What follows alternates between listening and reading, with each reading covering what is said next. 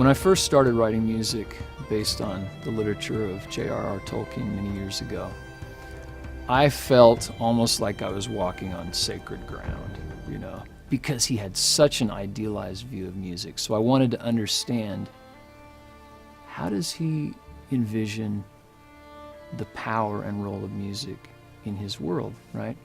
Thus the years of research, thus the painstaking notation of vocal ranges, you know. How does an elf sing?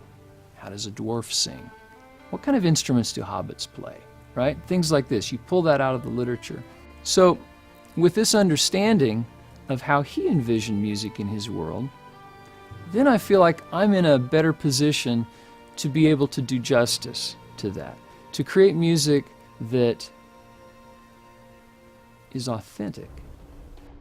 Part of the tone we're trying to get to relate with the game is also this majestic tone that we discussed, but also a visceral tone. Rohirrim, in some sense, exists, and it's a real place, and to bind that real place, it's not glamorizing it and putting in such beautiful lighting that it seems unattainable and fantastic. It has to seem authentic and real and organic.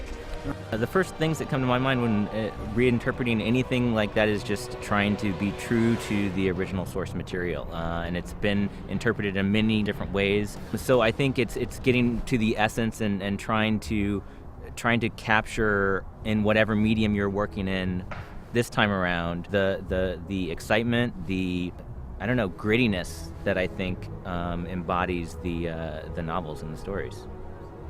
I think the fans have some fairly strong expectations when it comes to Rohan. I mean, Rohan is one of the strongest elements in the books, in my opinion, as far as stirring the emotions of the readers, captivating them, and creating a mental image of what people expect. So it's a fairly daunting task to try to meet those expectations.